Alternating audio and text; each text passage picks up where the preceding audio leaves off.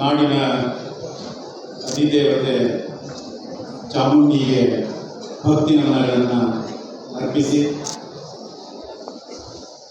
ಈ ದಿನ ಸಾಂಸ್ಕೃತಿಕ ಹಾಗೂ ಕ್ರೀಡಾ ವೇದಿಕೆಯ ಸಮಾರೋಪ ಸಮಾರಂಭ ಕರ್ನಾಟಕ ರಾಜ್ಯದ ಸಾಂಸ್ಕೃತಿಕ ನಾಯಕ ಶ್ರೀ ಬಸವೇಶ್ವರರಿಗೆ ಶರಣಾರ್ಥಿಗಳನ್ನು ಸಮರ್ಪಿಸಿ ನಾವು ನೀವು ಎಲ್ಲ ಹೆಮ್ಮೆ ಪಡುವಂತಹ ಸಾಂಸ್ಕೃತಿಕ ರಾಜಧಾನಿ ಮೈಸೂರು ಇಷ್ಟು ಸುಂದರವಾಗಿ ನಿರ್ಮಾಣವಾಗಲು ಕನಸನ್ನು ಸಾಕಾರಗೊಳಿಸಿದಂತಹ ನಾಲ್ವಡಿ ಕೃಷ್ಣರಾಜ ಒಡೆಯರ್ ಅವರಿಗೆ ಭಕ್ತಿ ನಮನಗಳನ್ನು ಸಲ್ಲಿಸಿ ಈ ಭೂಮಿಯ ಮೇಲೆ ವೈದ್ಯರಿಂದಲೇ ಬದುಕಬಹುದು, ಇಂಜಿನಿಯರಿಂದಲೇ ಬದುಕಬಹುದು, ಲಾಯರ್ ಪೊಲೀಸ್ ಅಧಿಕಾರಿಗಳಿಂದಲೇ ಬದುಕಬಹುದು.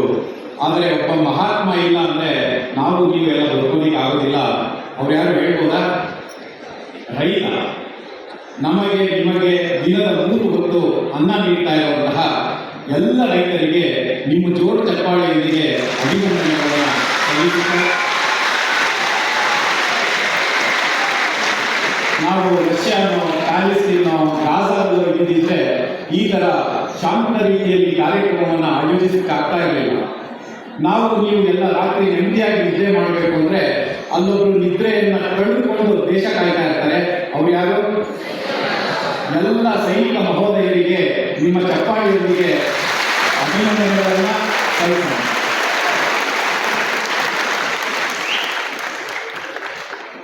ಕಾರ್ಯಕ್ರಮದ ಅಧ್ಯಕ್ಷತೆಯನ್ನು ವಹಿಸಿರುವಂತಹ ಮರಿಮಲ್ಲಪ್ಪ ವಿದ್ಯಾಸಂಸ್ಥೆಯ ಗೌರವ ಕಾರ್ಯದರ್ಶಿಗಳಾದ ಪ್ರೊಫೆಸರ್ KN ಪಂಚಾಕ್ಷರ ಸ್ವಾಮಿ ಸರ್ ಅವರಿಗೆ ನಮಸ್ಕಾರಗಳನ್ನು ತಿಳಿಸಿ, ಈಗಿನ ಸನ್ಮಾನಿತರ ಕುರ್ಚಿಯಲ್ಲಿ ಕುಳಿತಿರುವಂತಹ ಸಂಸ್ಥೆಯ ಶೈಕ್ಷಣಿಕ ಅಧಿಕಾರಿಗಳು, ನನ್ನ ಹಿರಿಯ ಮಾರ್ಗದರ್ಶಕರು, ಮತ್ತೆ ಈ ಸಾಲಿನ ಮೈಸೂರು ಜಿಲ್ಲಾ ಕನ್ನಡ ರಾಜ್ಯೋತ್ಸವ ಪ್ರಶಸ್ತಿ ಪುರಸ್ಕೃತರಾದಂತಹ ಶ್ರೀಮತಿ ಮಂಗಳಾ ಪುಷ್ಪಮಾಲಪ್ಪ ಅವರಿಗೆ ನಮಸ್ಕಾರಗಳನ್ನು ತಿಳಿಸ್ತಾ, ಕಾರ್ಯಕ್ರಮದಲ್ಲಿ ಉಪಸ್ಥಿತರಿರುವಂತಹ ಪ್ರಾಂಶುಪಾಲರಾದ ಡಾಕ್ಟರ್ ಅನಿಲ್ ಎಸ್ ಕಬೀರಮಗೋಳ ಸರ್ ಅವರಿಗೆ ನಮಸ್ಕಾರಗಳನ್ನು ತಿಳಿಸಿ, ವೇದಿಕೆ ಮೇಲೆ ಆಸೀನರಾಗಿರುವಂತಹ ಶ್ರೀ ಪ್ರಕಾಶ್ ಅವರೇ, ಶ್ರೀಮತಿ ರಾಜೇಶ್ವರಿಯವರೇ, ಶ್ರೀ NB ಪಶ್ಚಿಮಮೂರ್ತಿಯವರೇ, ಈ ವಿದ್ಯಾಸಂಸ್ಥೆಯ ಬೋಧಕೇತರ ಬಂಧುಗಳೇ, ಪ್ರೀತಿಯ ವಿದ್ಯಾರ್ಥಿಗಳೇ, ಮಾಧ್ಯಮ ಮಿತ್ರರೇ, ಮರಿಮಲ್ಲಪ್ಪ ಅನ್ನೋ ಹೆಸರು ನಾನು ಚಿಕ್ಕ ವಯಸ್ಸಿನಿಂದ ಕೇಳ್ತಾ ಇದ್ದೀನಿ. ಆ ಹೆಸರಿನಲ್ಲೇ ಒಂದು ಪುಳಕ ಇದೆ. ಮರಿಮಲ್ಲಪ್ಪ ಸಂಸ್ಥೆ ಅನ್ನೋದು ಮೈಸೂರು ಜಿಲ್ಲೆ ಅಷ್ಟೇ ಅಲ್ಲ, ಚಾಮರಾಜನಗರ ಜಿಲ್ಲೆ ಅಷ್ಟೇ ಅಲ್ಲ, ಇಡೀ ಕರ್ನಾಟಕದಲ್ಲಿ ಹೆಸರನ್ನು ಮಾಡಿರುವಂಥದ್ದು.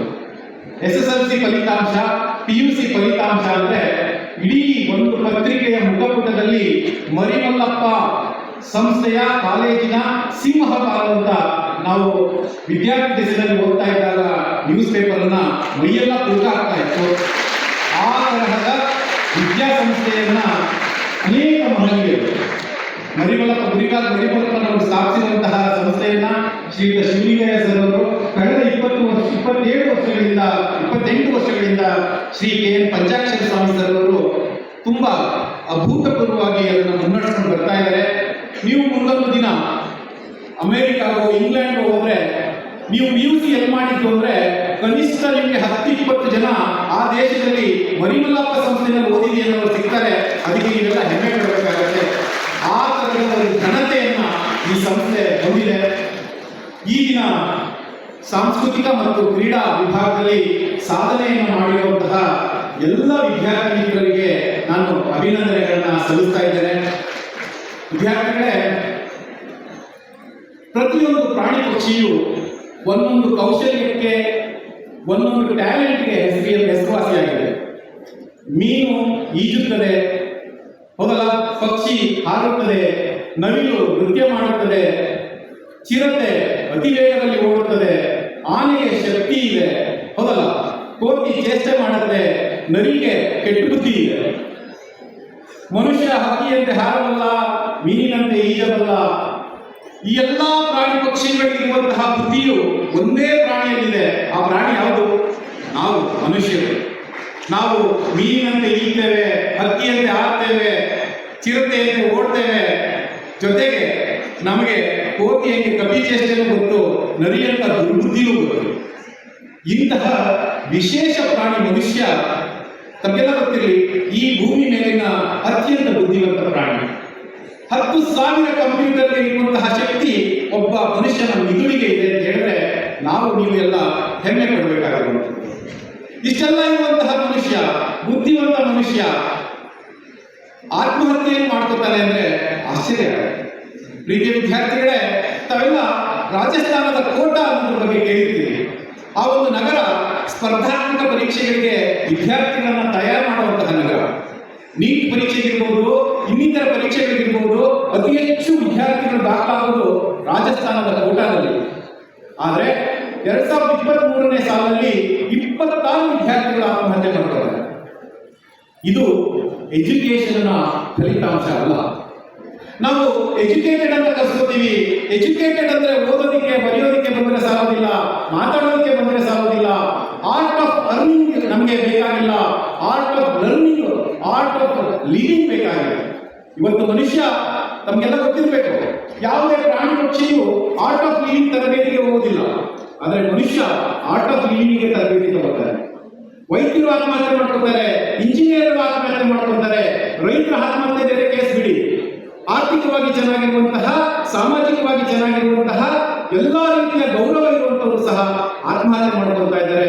ಅದಕ್ಕೆ ಕಾರಣ ಏನು ಅಂತ ಹುಡುಕ್ತಾ ಹೋದ್ರೆ ಮನುಷ್ಯನಲ್ಲಿ ಅಡಗಿರುವಂತಹ ಆಸೆ. ವಚನಕಾರರು ಹಿಂದೆನೇ ಹೇಳಿದ್ದಾರೆ, ಹೆಣ್ಣು ಮಾಯೆ ಎಂಬರು ಹೆಣ್ಣು ಮಾಯೆ ಎಲ್ಲ, ಹೊನ್ನು ಮಾಯೆ ಎಂಬರು ಹೊನ್ನು ಮಾಯೆ ಎಲ್ಲ, ಮನದ ಒಳಗಿನ ಆಸೆಯೇ ಮಾಯೆ ಕಾಣ ಗುಹೇಶ್ವರ. ನಾವಿವತ್ತು ಇಲ್ಲಿ ಬಂದು ನಿಂತಿರೋದು ಆಸೆ ಮತ್ತು ಕನಸು ಅನ್ನೋ ವಿಚಾರದಲ್ಲಿ ಮಾತನಾಡಿದ್ದೇವೆ. ನಮ್ಮೆಲ್ಲರಿಗೂ ಆಸೆಗಳಿದೆ, ನಮ್ಮೆಲ್ಲರಿಗೂ ಕನಸುಗಳಿದೆಯಾ ಅಂತ ಕೇಳಿದ್ರೆ ಕೆಲವೇ ಜನಕ್ಕೆ ಮಾತ್ರ ಕನಸಿದೆ.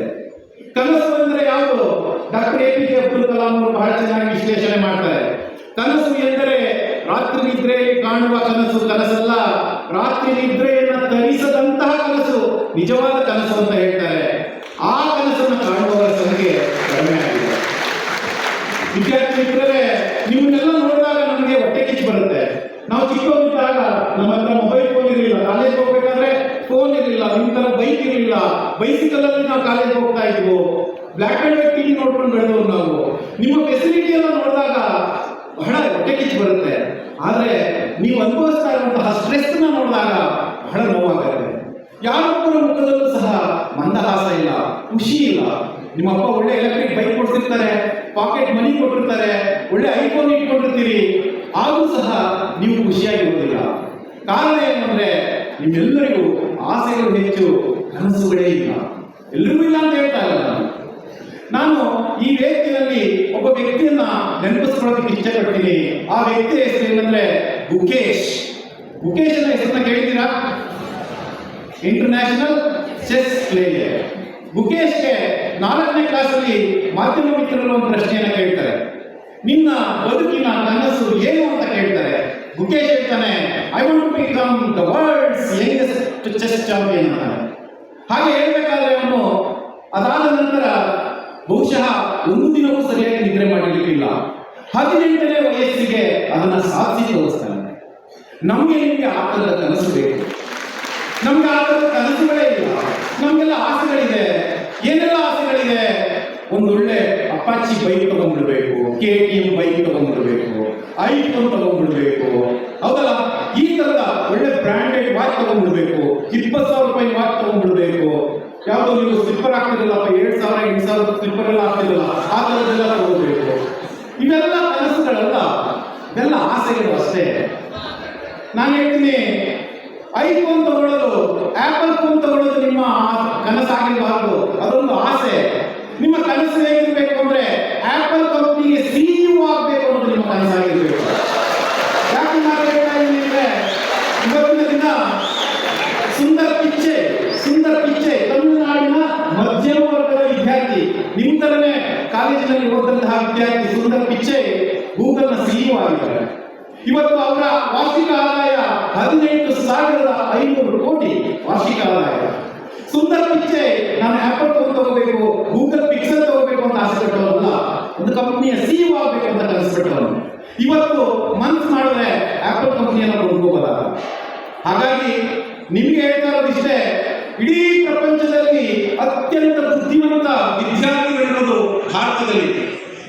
ಪ್ರಪಂಚದ ಎಲ್ಲಾ ದೇಶಗಳಲ್ಲಿ ಅತ್ಯಂತ ಹೆಚ್ಚು ವೈದ್ಯರಿರೋದು ಭಾರತೀಯರು.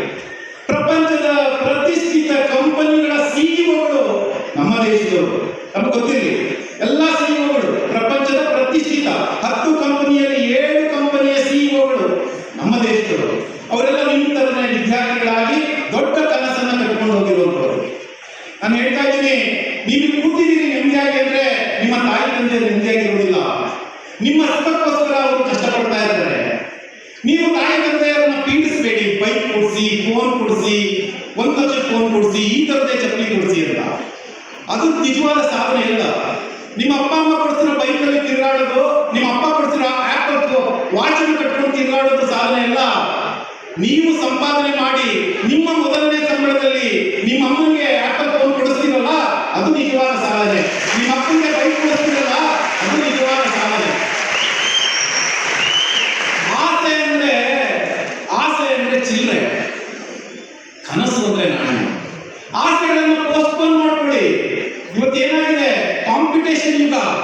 ಕಾಂಪಿಟೇಷನ್ ಯಾವ್ದಿದೆ? ಮಾರ್ಕ್ಸ್ ವಿಚಾರದಲ್ಲಿ ಕಾಂಪಿಟೇಷನ್ ಇಲ್ಲ.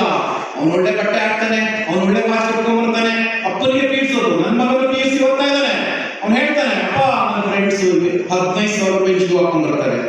ನಾನು ಹೇಳ್ತೀನಿ, 15,000 ಕೊಟ್ಟಿರ್ಬೋದಪ್ಪ, ಅದನ್ನ ಕಾಲ್ಗೆ ಹಾಕೊಳ್ಳೋಕ್ಕಾಗೋದು, ತಲೆಗೆ ಇಟ್ಕೊಳ್ಳೋಕ್ಕಾಗಲ್ಲ. ಮರೆಯ ತಲೆ ಚೆನ್ನಾಗಿಟ್ಕೋ. ನಾಳೆ ಅದ್ಯಾವ್ದು ಶೂ ಕಂಪ್ನಿ ಇದೆಯಲ್ಲಪ್ಪ, ನೈಕಿನ, ಆ ನೈಕಿಗೆ ಸಿಇಒ ಆಗಪ್ಪ, ಆತನಿಗೆ ಎಷ್ಟರ ಗಂಟೆಗಳು ಬದಲಾಯಿಸ್ಬೋದು ಅಂತ ಹೇಳ್ತೀನಿ ನಾನು. ಹಾಗಾಗಿ ನೀವೆಲ್ಲ ಚಿಲ್ಲರೆ ಆಸೆಗಳನ್ನೆಲ್ಲ ಪೋಸ್ಟ್ಪೋನ್ ಮಾಡಿ. ನಿಮ್ಮ ಫ್ರೆಂಡ್ಸ್ ಹತ್ರ ವಾಚ್ ಇದೆ, ಫೋನ್ ಇದೆ, ಅದೆಲ್ಲನೂ ತಲೆಗೆ ಹಾಕೋಬೇಡಿ.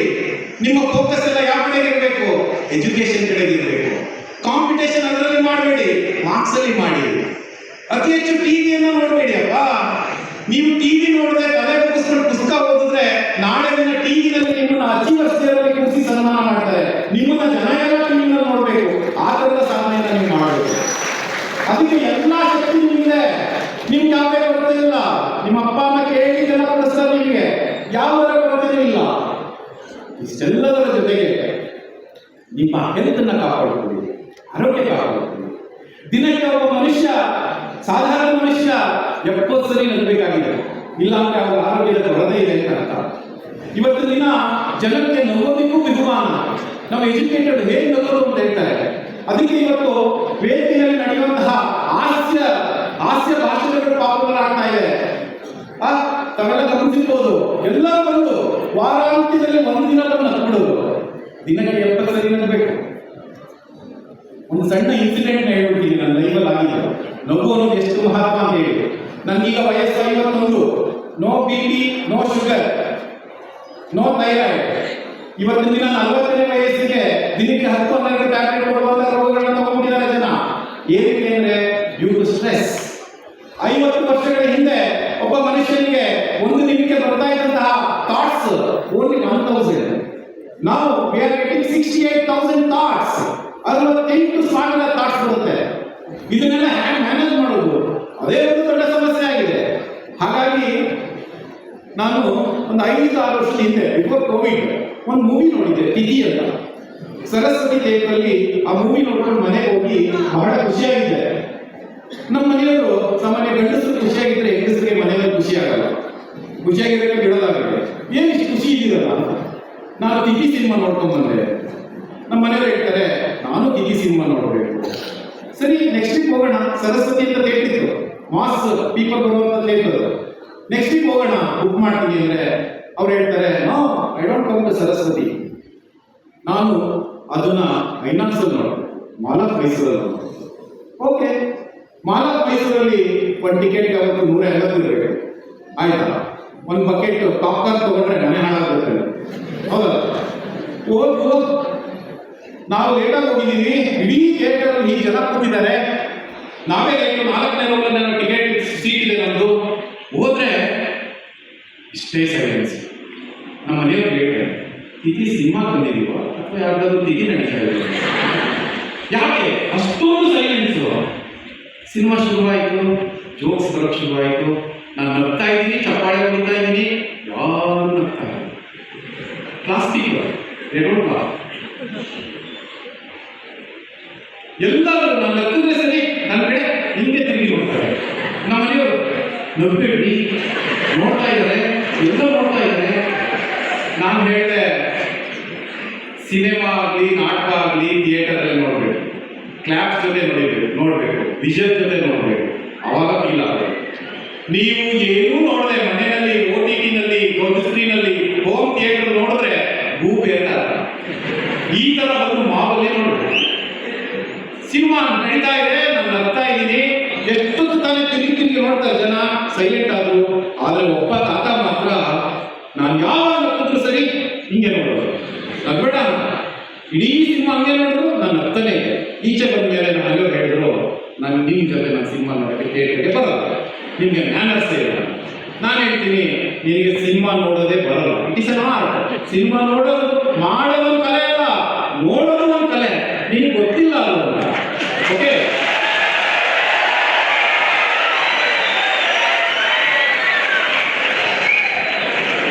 ನೆಕ್ಸ್ಟ್ ಕೇಳಿ ತಮಾಷೆ ಹೇಗಿದೆ ಅಂತ.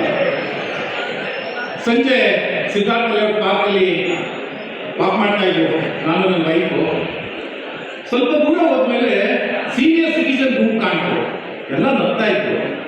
ನಮ್ಮ ಮನೆಯವ್ರಿಗೆ ಹೇಳಿದೆ, ಇಷ್ಟು ವಯಸ್ಸಾಗಿದೆ ಜೋಕ್ ಹೇಳ್ಕೊಂಡು ನಗ್ತಾ ಇದ್ದಾರಲ್ಲ ಅಂತ. ಹತ್ರ ಹೋಗಿ ನೋಡ್ತೀನಿ, ಅವ್ರು ಜೋಕ್ ಹೇಳ್ಕೊಂಡು ನಗ್ತಾ ಇಲ್ಲ.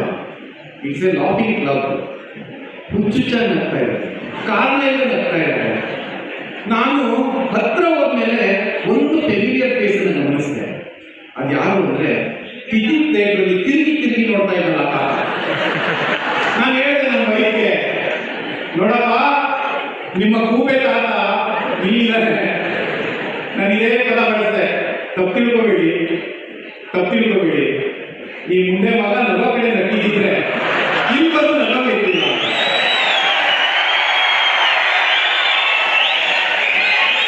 This is what happening everywhere. Laughing club ಸೇರಿಕೊಳ್ಳುವಂತಹ ಪ್ರಯತ್ನ ಮಾಡಬೇಡಿ. ನಗೋದಕ್ಕೆ 1000 ಅವಕಾಶಗಳಿರುತ್ತೆ. ನಗಿ, ನಿಮ್ಮ ಹೆಲ್ತನ್ನ ಚೆನ್ನಾಗಿಟ್ಕೊಡಿ.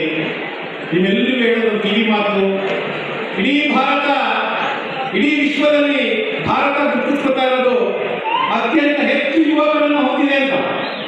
ನಾವೇ ಹೈಯೆಸ್ಟ್ ಯೂತ್ಸ್ ಇರೋದು ಇಡೀ ವಿಶ್ವದಲ್ಲಿ. ಆದರೆ ಆ ಯೂತ್ಸ್ ಎಲ್ಲ ಹೆಲ್ತಿ ಆಗಿದಾರ ಅಂತ ಪ್ರಶ್ನೆ ಕೇಳಿದ್ರೆ ಬಹಳ ಬೇಸರ ಆಗುತ್ತೆ. ಹಳ್ಳಿಗಳಲ್ಲಿ ಇವತ್ತು ಹಾಲು ಉತ್ಪಾದನೆ ಆಗುತ್ತೆ, 24 ಗಂಟೆ ಹಾಲು ಸಿಗೋದಿಲ್ಲ. ಹಳ್ಳಿಯಿಂದ ಬಹಳಷ್ಟು ವಿದ್ಯಾರ್ಥಿಗಳು ಬಂದಿರ್ತೀವಿ, ಗಮನಿಸ್ಕೊಡಿ, ಕೇಳಿಸ್ಕೊಡಿ.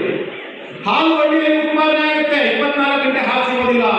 ಆಲ್ಕೋಹಾಲ್ ಹಳ್ಳಿಯಲ್ಲಿ ಉತ್ಪಾದನೆ ಆಗೋದಿಲ್ಲ, 24 ಗಂಟೆ ಆಲ್ಕೋಹಾಲ್ ಸಿಗ್ತಾ ಇದೆ. ಇವತ್ತು ಚಿಕ್ಕ ವಯಸ್ಸಿಗೆ ಆಲ್ಕೋಹಾಲ್ ಅಡಿಕ್ಷನ್ ಆಗಿದೆ, ಹಳ್ಳಿಗಳಲ್ಲಿ ಆಗ್ತಾ ಇದೆ. ಸಿಗರೇಟ್ ಸೇದೋದು ಫ್ಯಾಷನ್ ಅಲ್ಲ, ಸ್ಟೈಲ್ ಅಲ್ಲ. ಸಿಗರೇಟ್ ಅಷ್ಟೇ ಸುಡೋದಿಲ್ಲ, ನಿಮ್ಮನ್ನೇ ಸುಡ್ತಾ ಇರುತ್ತೆ.